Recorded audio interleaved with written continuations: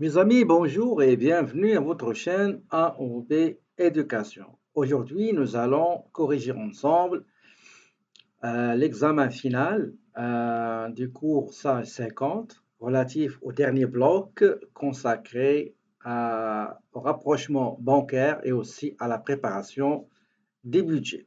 Commençons tout d'abord par la première partie réservée à la préparation du rapprochement bancaire et on va travailler sur le cas de l'entreprise AOB Technology. Nous avons ici à votre droite, vous avez le grand livre de la banque dans la comptabilité de l'entreprise AOB Technology et à votre gauche, vous avez le relevé bancaire que l'entreprise a téléchargé pour le mois de novembre 2020. En ce qui concerne le solde de clôture du mois de novembre dans la comptabilité, il s'agit de 131 015 dollars, bien sûr. Et pour le relevé bancaire, au 30 novembre 2020, nous avons un solde de 164 585. Donc, le travail demandé, c'est préparer le rapport du rapprochement bancaire au 30 novembre 2020. Quelles sont les étapes pour faire le rapprochement bancaire? La première chose, il faut aller dans le module entreprise, sélectionner le compte bancaire à rapprocher, le paramétrer comme quoi il sera comment dirais-je, il fera l'objet de rapprochement bancaire. On configure quelques comptes de charges financières et de produits financiers. Après, on va aller dans le module opération bancaire, la tâche rapprocher les comptes, au rapprochement des comptes. Et on va essayer de saisir les charges financières qui n'ont pas été comptabilisées, qui se trouvent sur le relevé bancaire, mais pas sur la comptabilité. Et on va aussi, s'il y en a bien sûr, les produits financiers non comptabilisés, on va les comptabiliser. Et après, on va essayer d'avoir le tableau des transactions financières passées par la banque et aussi comptabilisées. On va essayer de faire un petit truc pour contourner ce mécanisme et avoir directement le tableau, l'historique de transaction en saisissant une des transactions qui sont en circulation. Et à la fin, qu'est-ce qu'on va faire? On va saisir les autres transactions financières qui n'ont pas été comptabilisées, mais qui figurent sur le relevé bancaire. Et à la fin, on va aller dans le feuille de travail ou bien de calcul et il faut qu'on trouve le solde après réajustement et correction de relevé bancaire semblable, identique à celui du grand livre. Donc, allons-y maintenant, on va aller au logiciel Sage 50. On a dit la première chose qu'il faut faire, c'est qu'il faut aller au module entreprise, plan comptable. Je clique sur le compte concerné. Je sélectionne rapprochement et dépôt. Je sélectionne enregistrer les transactions et je clique sur configuration. Selon le cas, nous avons, je crois, trois charges financières. Donc, on aura ici le compte 5690. Ça va nous faire gagner un peu de temps. Je passe à la deuxième charge financière. Je sélectionne le compte concerné, 5690. Et enfin, nous avons la troisième charge financière, donc CTRL V, et le compte, bien sûr, 5690. Pour ce qui est produit financier, on a un seul produit financier dans le compte, c'est 4440, tabulation, et j'enregistre. Deuxième chose qu'il faut faire, il faut aller vérifier est-ce que le solde du grand livre au 30 novembre qui se trouve dans le logiciel, dans Sage, dans le grand livre, est-ce que c'est le même que vous avez sur l'énoncé de l'examen ou n'importe quel exercice ou étude de cas? On va le vérifier tout de suite. Pour ce faire, je vais aller au rapport financier, bilan. Je sélectionne la date qui est 30 novembre et je clique sur OK. J'ai 131 015. On va regarder effectivement 131 015. Donc, c'est correct. On revient à notre logiciel, ce ne sera pas long. pour faire le rapprochement bancaire. Donc, pour faire le rapprochement bancaire, l'étape suivante, c'est d'aller au module opération bancaire, la tâche rapprocher des comptes, sélectionner le compte concerné, identifier le début de la période, évidemment, c'est le 1er novembre.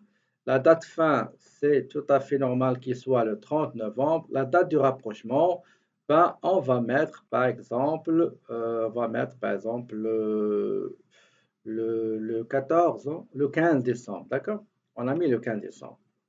Étape suivante, saisir les charges financières qui figurent sur le relevé bancaire, mais qui ne se retrouvent pas dans notre grand livre de la banque. Donc, la charge ici, quelle est la pièce justificative numéro source? Ben, on va mettre RB, relevé bancaire. La première charge financière, il date du 10 novembre, donc 10-11-2020. Le montant, c'est bien 150 $. Je passe à la deuxième charge financière, la pièce justificative, la pièce de base sur laquelle on s'est basé, c'est le relevé bancaire. La date, c'est le 18 novembre, 18-11-2020, tabulation. Le montant, c'est encore une fois 150 $. Et la dernière charge financière qu'on a trouvée sur le relevé bancaire date du 30 novembre 2020. Le montant, c'est 125 $. Okay? Et après, je passe aux produits financiers. J'ai un seul produit financier encaissé le 30 novembre, donc sur la base des relevés bancaires, le 30-11-2020. Le montant, c'est 1000 $. Donc, une fois terminé, je dois enregistrer ce que je viens de saisir. Maintenant, l'étape suivante, c'est d'aller, comme on l'a déjà expliqué dans le rapprochement bancaire, c'est d'aller indiquer au logiciel quels sont les montants qui se trouvent dans la comptabilité et en même temps, ils se trouvent sur le relevé bancaire. Il faut avoir ce tableau-là pour les identifier et les marquer, ce qu'on appelle compenser. Ils seront compensés. Mais malheureusement, regardez ici, je ne peux pas, même si vous cliquez, vous n'avez pas le tableau. Mais pour ça, 50, si l'entreprise il effectue pour la première fois dans sa vie un rapprochement bancaire, c'est tout à fait normal qu'elle trouve ce problème-là. Il y a des opérations, les montants qu'on va dire au logiciel sur lesquels on va indiquer comme quoi ce montant-là, il existe dans la comptabilité et sur le relevé bancaire, et il n'existe pas, il ne nous donne pas la main pour faire ce travail-là. Qu'est-ce qu'on fait? On fait un petit truc très simple, qu'on le fait juste uniquement à la première fois, comment dirais-je, à la première opération de rapprochement bancaire dans la vie de l'entreprise. Mais dans les mois qui vont suivre, les mois prochains, on ne va pas faire ce que je vais vous montrer afin d'avoir la main sur les montants à comparer, à indiquer, à identifier, à marquer, etc. Pour ce faire, qu'est-ce qu'on fait? On va essayer, regardez, on va essayer d'ajouter une transaction antérieure qui, du mois passé, normalement, l'exercice financier, il commence en novembre, d'accord? Donc, on va supposer que le dernier mois qui est septembre, fin septembre, on va choisir une seule transaction qui est en circulation. Donc, je clique sur Ajout transaction en transit. En transit, ça veut dire en circulation. Ça concerne le mois passé, malgré que l'exercice ça vient juste de commencer en novembre 2020. Insérer, il faut toujours cliquer sur Insérer une transaction en circulation, en transit. Ici, attendez, je vais revenir à ici. Nous avons le dernier chèque, le 3449,25.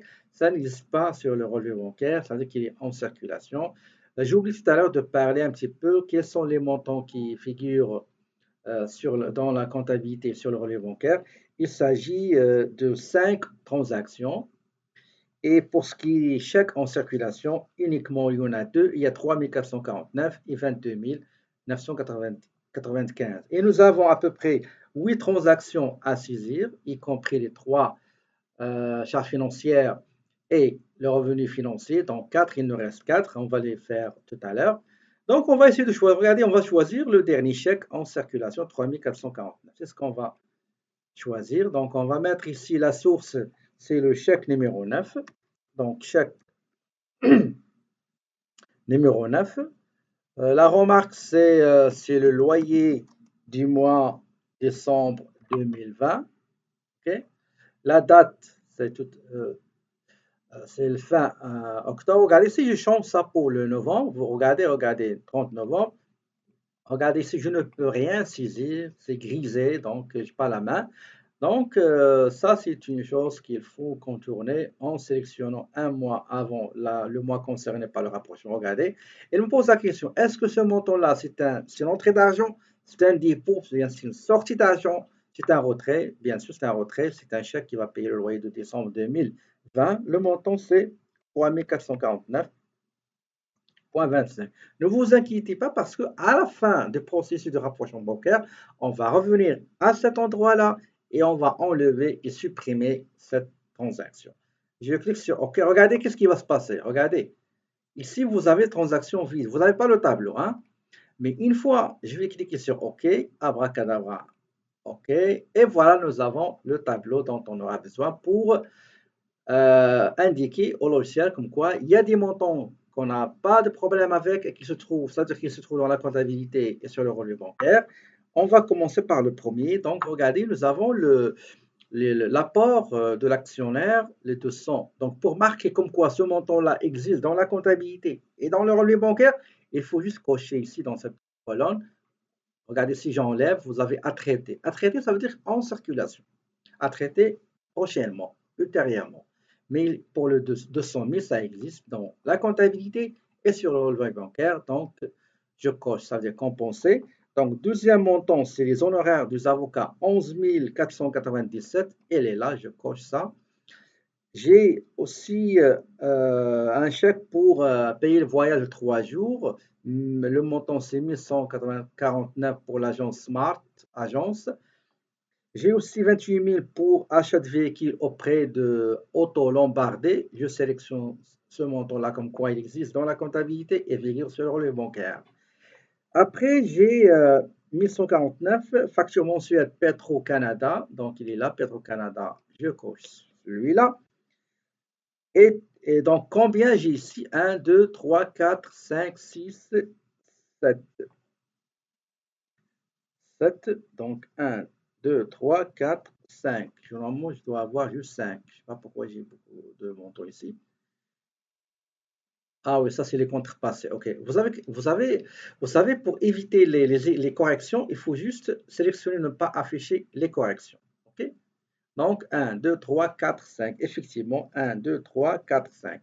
Ce qui reste, 22 995, pardon, oui, 22 995 et 3 449, c'est des chèques en circulation. Peut-être on va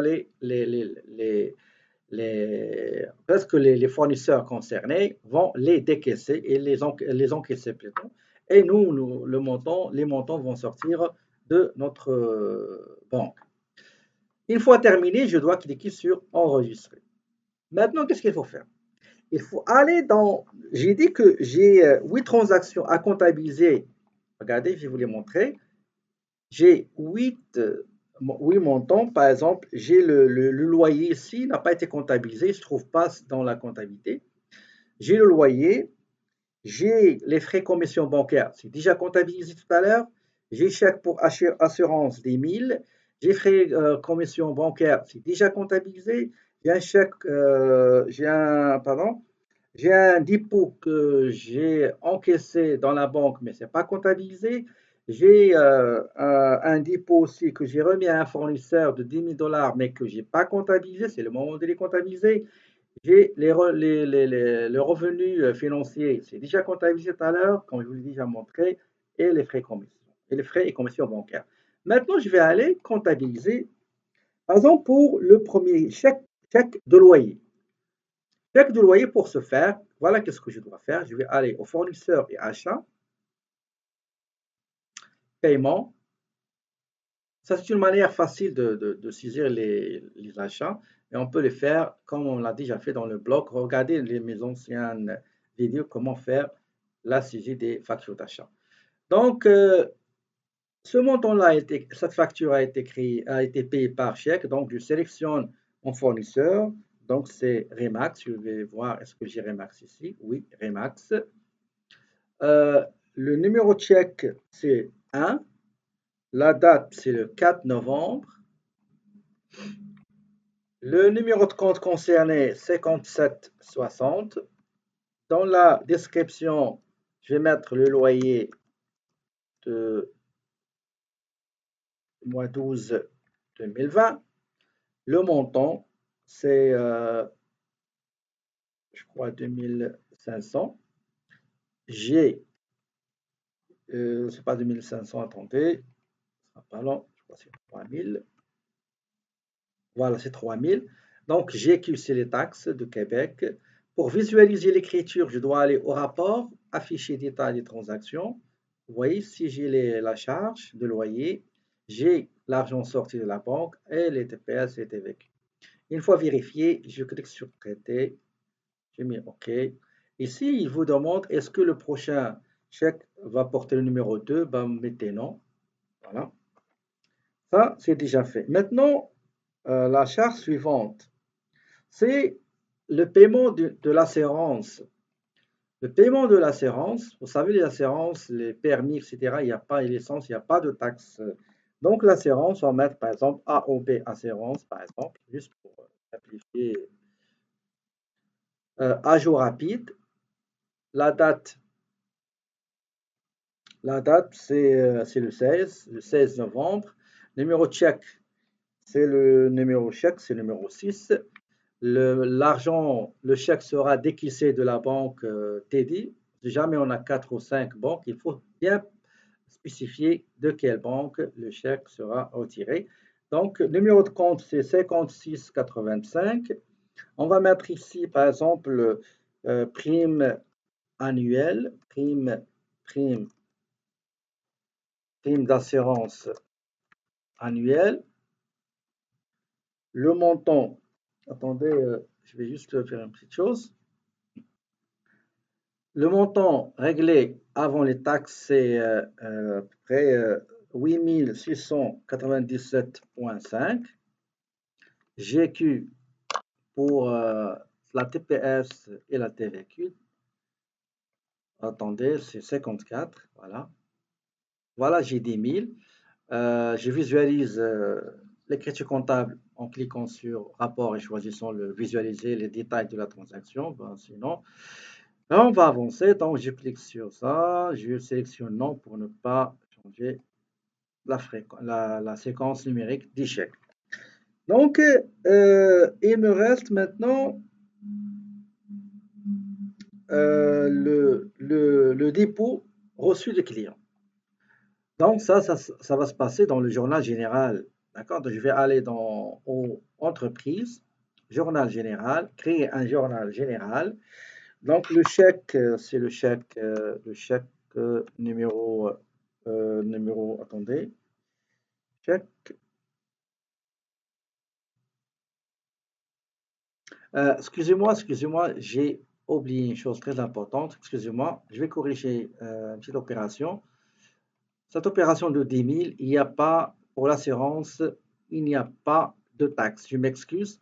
Donc, pour corriger ça, donc, je clique sur corriger une facture.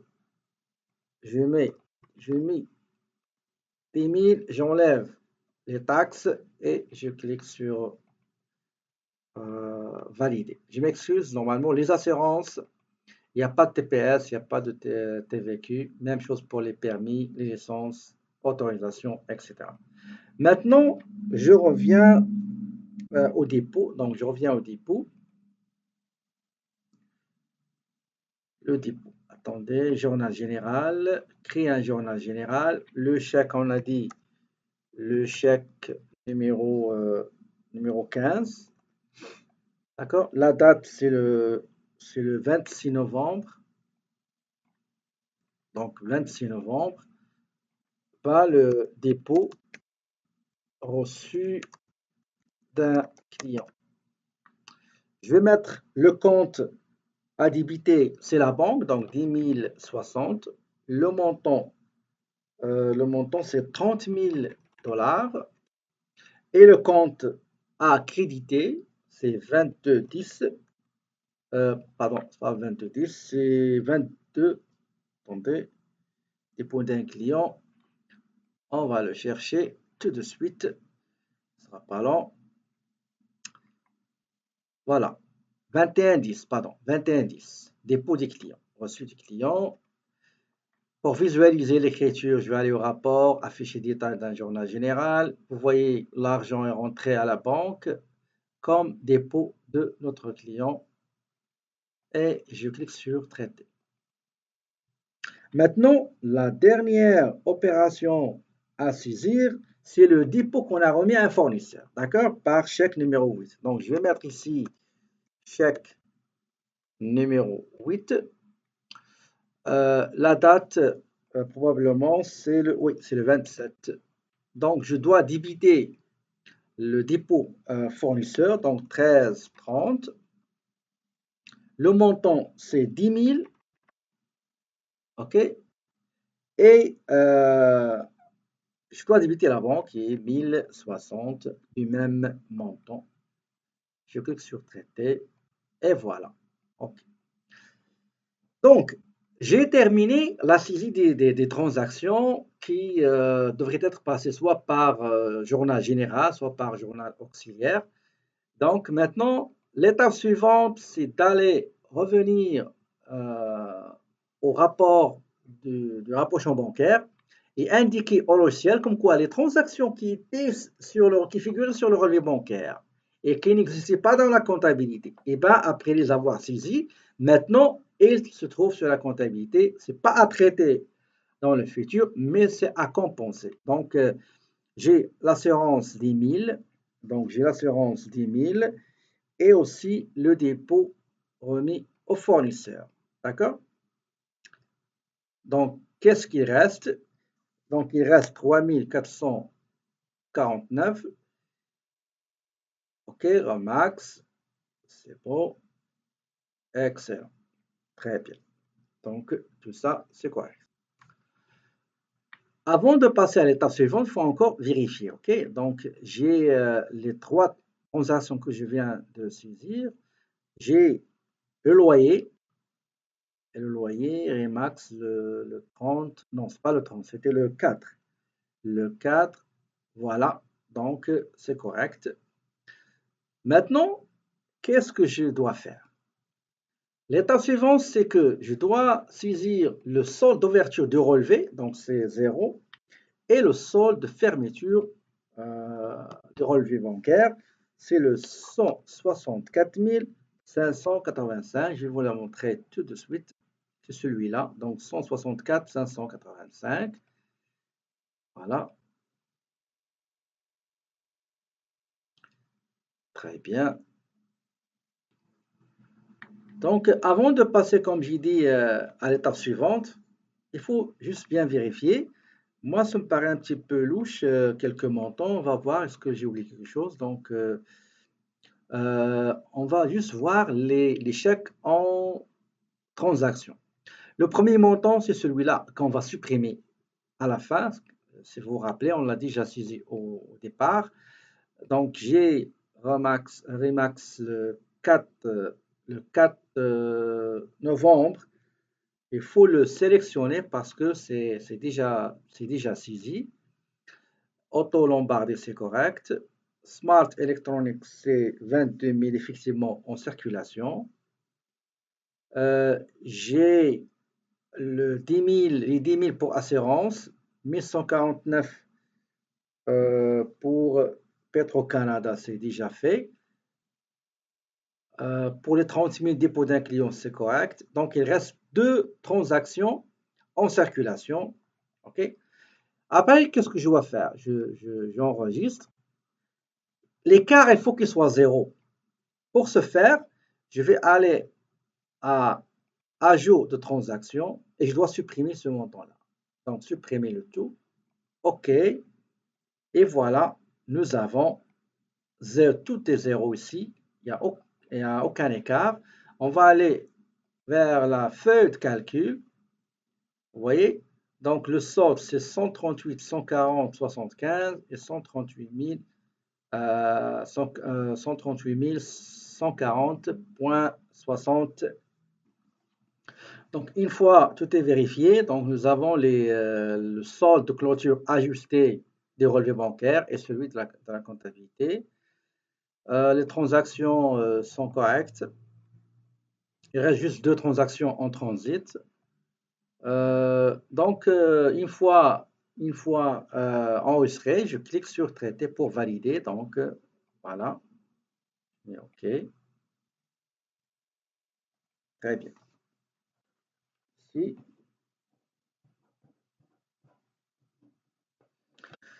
Donc, je ferme celui-là pour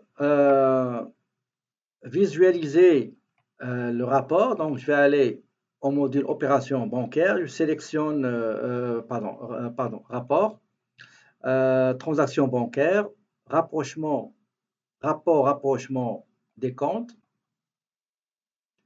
Donc, je sélectionne quel est le compte concerné, la période, d'accord?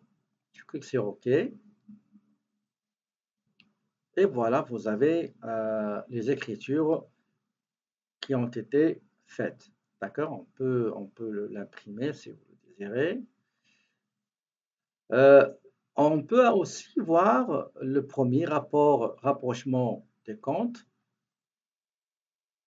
Ça, c'est le sommaire. Ça, c'est le détail. On va prendre le détail. On va mettre date du relevé bancaire ou bien date du rapprochement. On va mettre date du rapprochement. C'était je crois, le 15 décembre. Voilà. Je mets OK. Et voilà, vous avez le détail des détails. D'accord? Si vous désirez modifier le sommaire, le détaillé vers le sommaire, modifier option du rapport et on sélectionne le sommaire. Et voilà, vous avez le sommaire. D'accord? Voilà. Donc, j'espère. Attendez, je vais juste vérifier une chose. Pour vérifier, avant de terminer, il faut vérifier. Regardez, au départ, comme vous voyez ici, nous avons le solde de clôture avant le rapprochement bancaire 131 015. On a vérifié, on a bel et bien trouvé. Maintenant, il faut vérifier, est-ce qu'après le rapprochement, est-ce qu'on a le montant qu'on a trouvé tout à l'heure après après le rapprochement qui est 138 140,75. Eh bien, on va aller tout de suite le vérifier. Donc, on va aller au rapport financier, bilan au 30 novembre. Et voilà, effectivement, c'est correct, 138 140,75. J'espère que la correction de la partie 1 vous sera utile. Donc, tout à l'heure, on va voir ensemble la partie 2 concernant la préparation des budgets.